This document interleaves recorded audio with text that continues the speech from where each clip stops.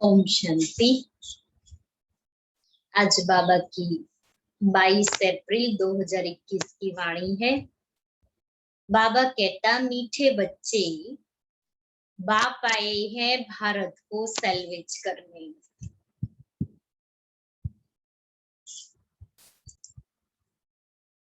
तुम बच्चे इस समय बाप के मददगार बनते हो।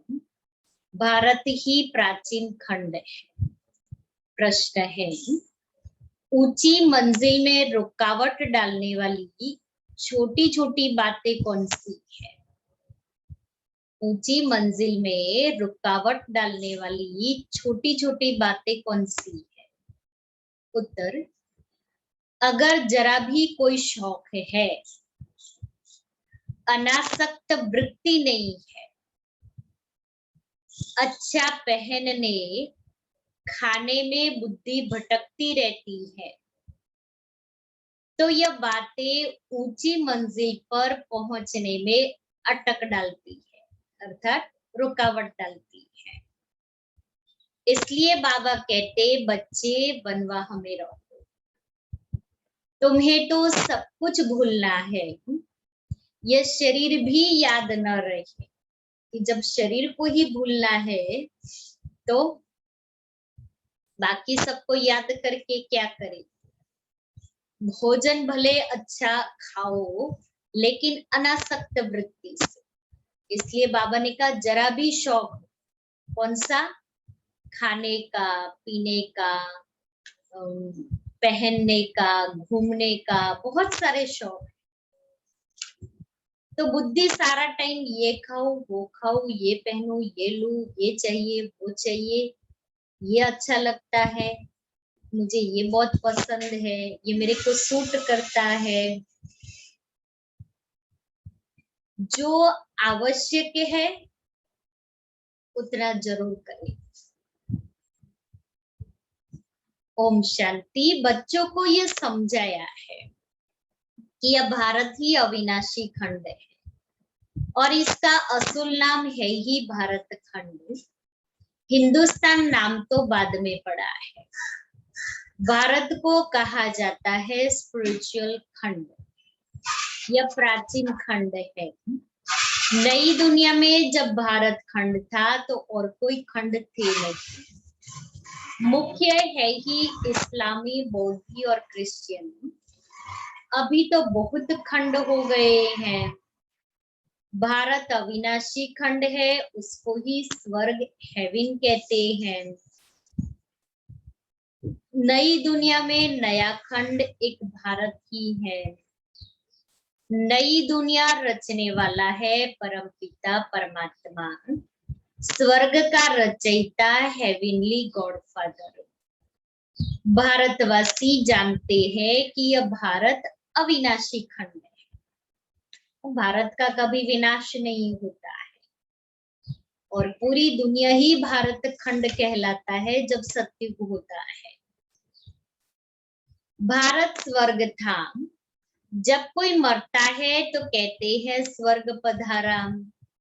समझते हैं स्वर्ग कहाँ? ऊपर में है। देलवाड़ा मंदिर में भी वैकुंठ के चित्र छत में दिखाई है। ये किसकी बुद्धि में नहीं आता कि भारत ही हेवन था? अब नहीं है, अभी तो हेल है। तो यह भी अज्ञान ठहरा। ज्ञान और अज्ञान दो चीजें हैं। ज्ञान को कहा जाता है दिन, अज्ञान को कहा जाता है रात। घोर सोजरा और घोर अंधियारा कहा जाता है। सोजरा माना राइज, अंधियारा माना फॉल। राइज माना उत्थान और फॉल माना पतन। तो सोजरा माना राइज, ज्ञान की रोशनी मिलती है तो हम आत्माओं का उत्थान होता है, हम चढ़ती कला में जाते हैं। और अंधियारा माना फॉल, कि जब विकार से आत्मा ग्रसित हो जाती है तो धीरे धीरे डाउनफॉल तरफ जाती है ना, गिरती कला होती है। मनुष्य सूर्य का फॉल देखने के लिए सनसेट पर जाते हैं। सूरज उगता है और सूरज ढलता है, तो जब ढलता सूरज देखने के लिए वो सन पॉइंट पर जाते हैं। वह तो है हद की बात, इसके लिए कहा जाता है ब्रह्मा का दिन ब्रह्मा की रात। अब ब्रह्मा तो है प्रजापिता, तो जरूर प्रजा का पिता हुआ। ज्ञान अंजन सतगुरु दिया, अज्ञान अंधेर विनाश। यह बातें दुनिया में कोई भी समझते नहीं है। यह है नई दुनिया के लिए नई नॉलेज। हेवन के लिए हेवनली गॉडफादर की नॉलेज चाहिए। गाते भी हैं फादर इज नॉलेजफुल, तो टीचर हो गया। फादर को कहा ही जाता है पतित पावन, और कोई को पतित पावन कह नहीं सकते। श्री कृष्ण को भी नहीं कह सकते। फादर तो सबका एक ही है, श्री कृष्ण तो सबका फादर है नहीं। वह तो जब बड़ा हो शादी करे तब एक दो बच्चे का बाप बनेगा, तब वो फादर कहलाएगा। राधे कृष्ण को प्रिंस प्रिंसेस कहा जाता है। कभी स्वयंवर भी हुआ होगा, शादी के बाद ही माँ बाप बन सकते हैं। उनको कभी कोई वर्ल्ड गॉड फादर कह नहीं सकते। वर्ल्ड गॉड फादर एक ही निराकार बाप को कहा जाता है। ग्रेट ग्रेट ग्रैंडफादर शिव बाबा को नहीं कह सकते।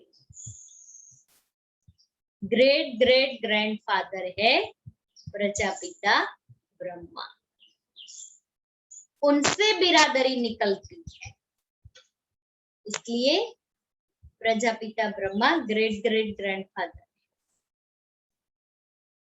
हम क्या कहलाते हैं? शिव वंशी ब्राह्मण। तो ब्रह्मा से ही सारी बिरादरियां निकलती है। वह इनकॉर्पोरियल गॉडफादर निराकार आत्माओं का बाप। इनकॉर्पोरियल माना निराकार। निराकारी आत्माएं जब यहाँ शरीर में है तब भक्ति मार्ग में बुलाती है।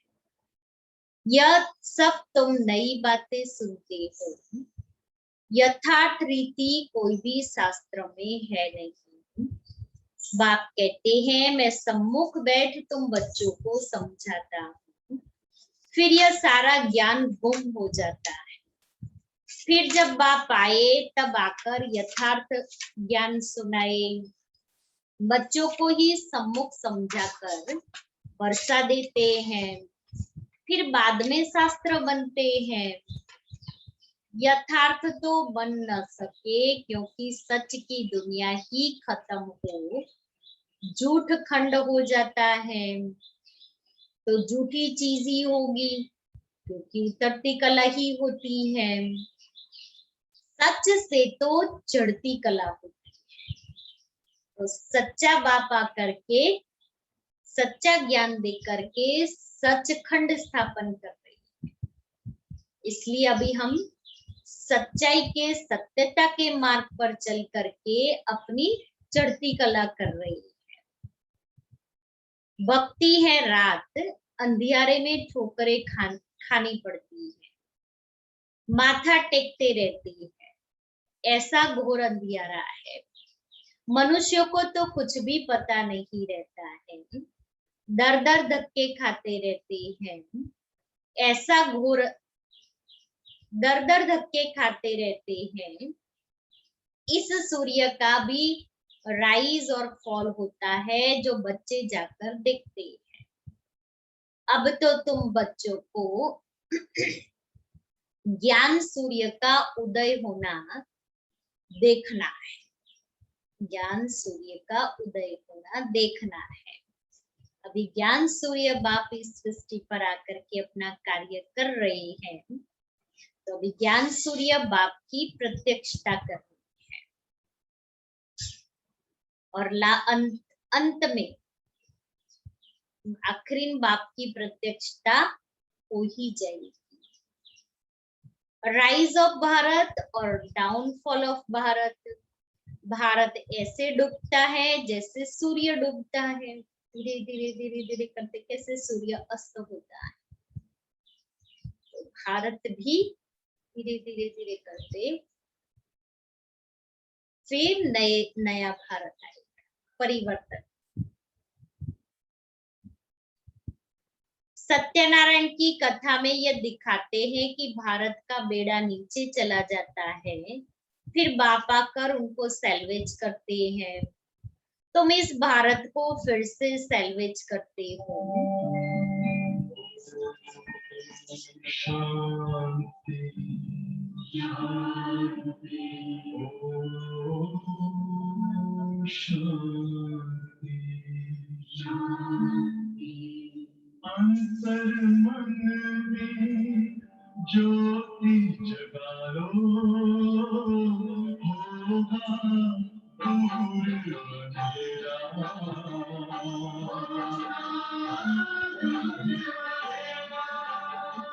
शिव का कर लो ध्यान, आ रहा पावन पुण्य सवेरा।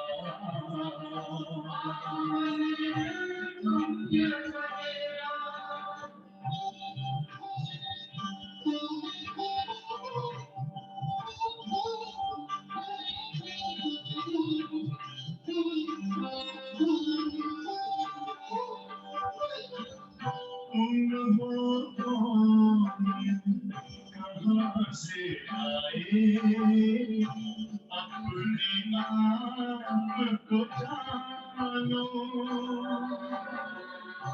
राजयोग के द्वारा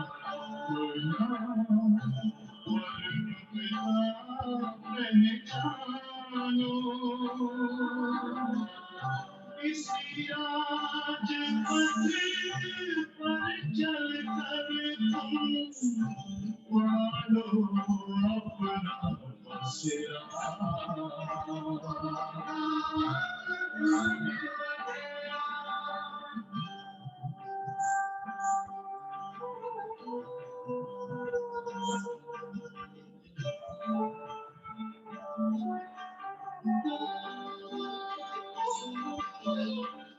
तुम हो आत्मा तन से प्यारे, परमात्मा को प्यारे।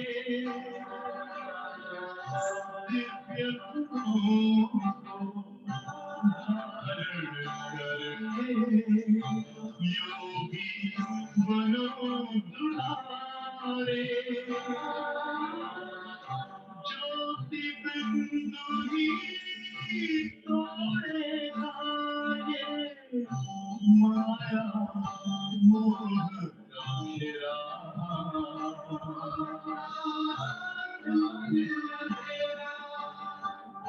अंतर मन में ज्योति जगा लो, होगा दूर अंधेरा।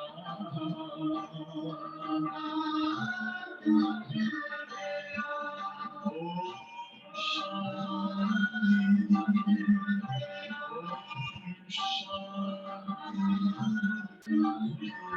ओम शांति।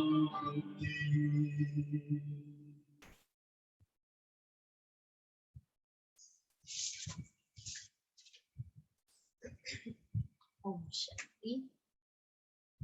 तो सत्यनारायण की कथा में दिखाते हैं भारत का बेड़ा नीचे चला जाता है, फिर बाप आकर उनको सैल्वेज करते हैं। तुम इस भारत को फिर से सैल्वेज करते हो, यह तुम बच्चे ही जानते हो। तुम निमंत्रण भी देते हो, नवनिर्माण प्रदर्शनी भी नाम ठीक है। नई दुनिया कैसे स्थापन होती है उसकी प्रदर्शनी चित्रों द्वारा समझानी दी जाती है, तो वही नाम चला आए तो अच्छा है। नई दुनिया कैसे स्थापन होती है व राइज कैसे होती है, यह तुम दिखाते हो। जरूर पुरानी दुनिया फॉल होती है तब दिखाते हैं कि राइज कैसे होता है, कि पुरानी दुनिया विनाश कैसे होती है, फिर नई दुनिया कैसे स्थापन होती है। यह भी एक स्टोरी है, राज्य लेना और गंवाना। 5000 वर्ष पहले क्या था? कहेंगे सूर्यवंशियों का राज्य था, फिर चंद्रवंशी राज्य स्थापन हुआ। वह तो एक दो से राज्य लेते हैं, लक्ष्मी नारायण विथ रिस्पेक्ट, श्री राम और श्री सीता को वो राज्य की बागडोर सौंपते हैं और गद्दी पर बिठाते हैं, दिखाते हैं फलाने से राज्य लिया।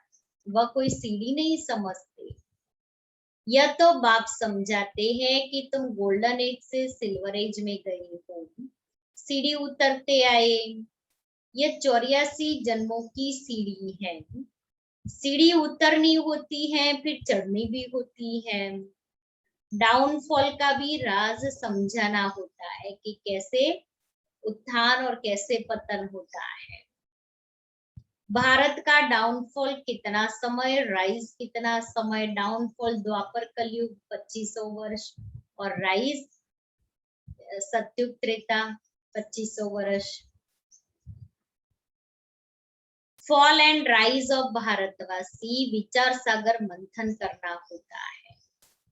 मनुष्यों को टेम्पटेशन में कैसे लाए और फिर निमंत्रण भी देना है। बहनों भाइयों,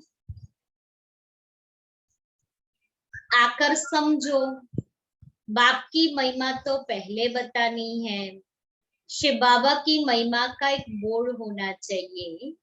पतित पावन, ज्ञान का सागर, पवित्रता, सुख शांति का सागर, संपत्ति का सागर, सर्व का सद्गति दाता, जगत पिता, जगत शिक्षक, जगत गुरु शिव बाबा से आकर अपना सूर्यवंशी चंद्रवंशी वर्षा लो, ऐसा बोर्ड लगा देना है।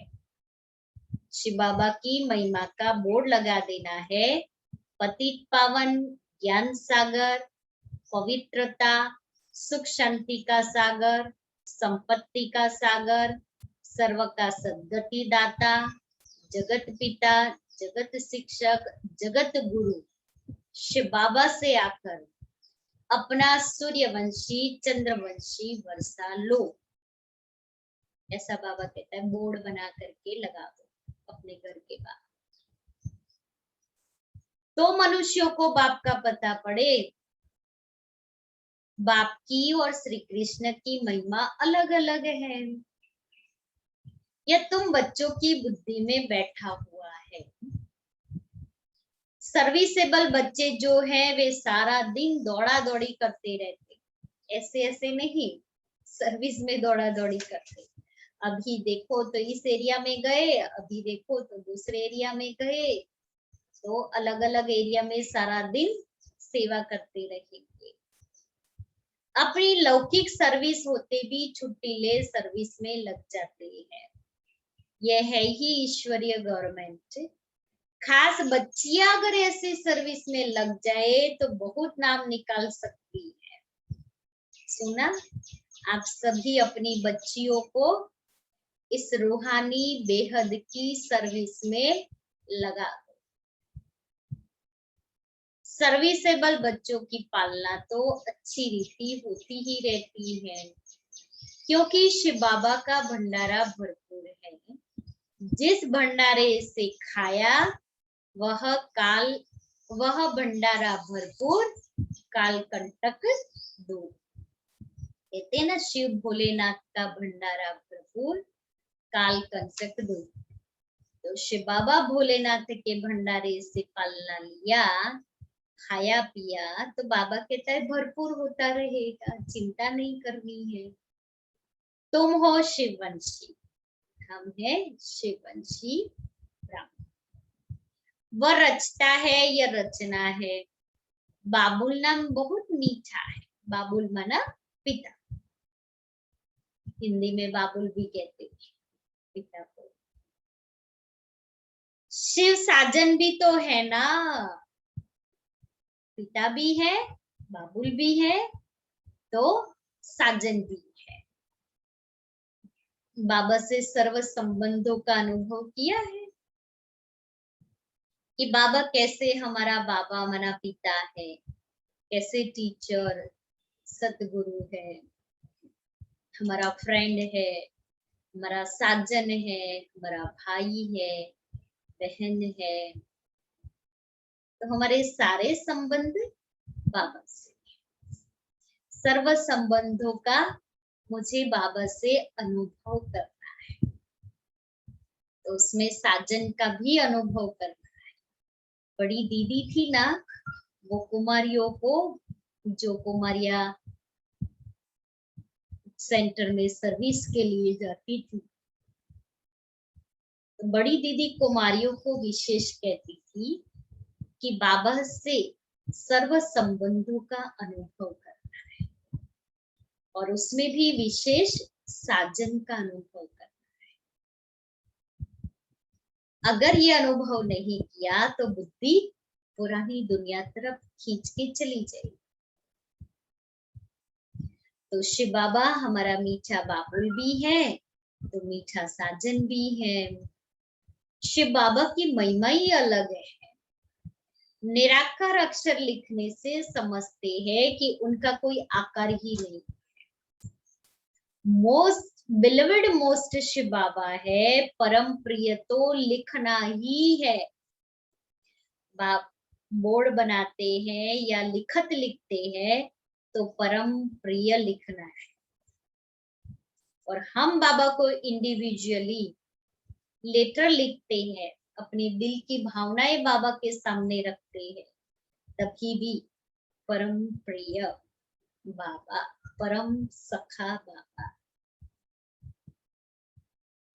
परम प्रिय मीठा साजन। ऐसे इस समय लड़ाई का मैदान उनका भी है तो तुम्हारा भी है। शिव शक्तियां नॉन वायलेंस गाई जाती हैं, परंतु चित्रों में देवियों को भी हथियार दे हिंसा दिखा दी है।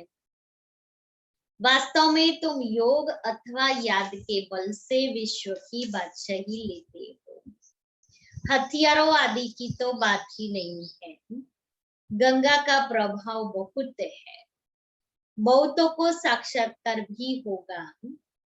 भक्ति मार्ग में समझते हैं कि गंगा जल मिले तब उद्धार हो, इसलिए गुप्त गंगा कहते रहते हैं। भक्ति मार्ग का गायन है ना, गंगा का तट हो, गंगा जल मुख में हो, तब प्राण तन से निकले। इसलिए गंगा का महत्व बहुत है। इसलिए जब मनुष्य शरीर छोड़ता है तो उसके मुख में गंगा जल, तुलसी का पत्ता, गंगा जल डालते हैं और तुलसी का पत्ता रखते हैं। तो गुप्त गंगा कहते हैं, बाण मारा और गंगा निकली।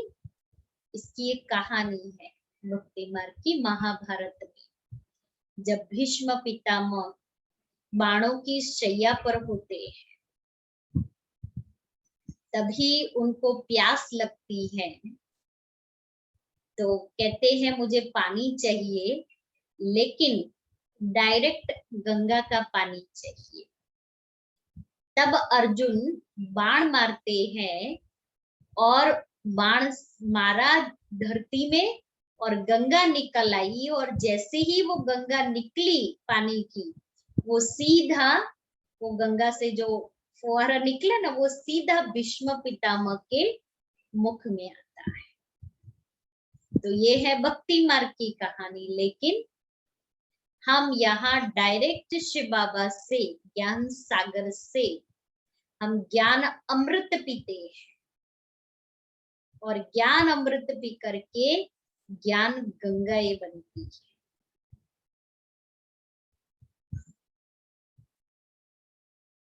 गौमुख से भी गंगा दिखाते हैं, तो तुम पूछेंगे तो कहेंगे कि गुप्त गंगा निकल रही है।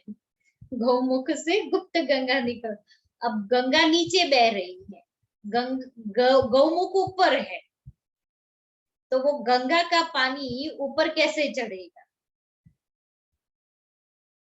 त्रिवेणी पर भी सरस्वती को गुप्त दिखाया है।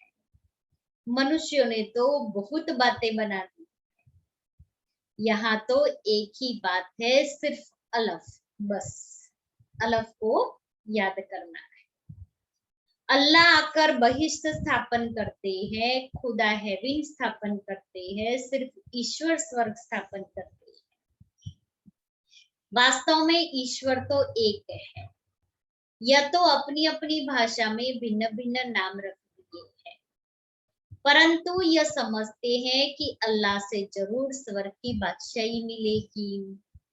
यहाँ तो बाप कहते हैं मन मना भव। बाप को याद करने से वर्षा जरूर याद आएगा। रचता की रचना है ही स्वर्ग, शिव बाबा रचता की रचना है ही स्वर्ग। बाबा स्वर्ग स्थापन करने आया है। ऐसे थोड़ी कहेंगे कि राम ने नरक रचा। भारतवासियों को यह पता ही नहीं कि निराकार रचता कौन है। तुम जानते हो कि नरक का रचता रावण है, जिसको जलाते हो। रावण राज्य में भक्ति मार्ग का सैपलिंग कितना बड़ा है। रावण का रूप भी बड़ा भयंकर दिखाते हैं। रावण का रूप भी बड़ा भयंकर बनाया है। बोलते भी हैं कि रावण हमारा दुश्मन है,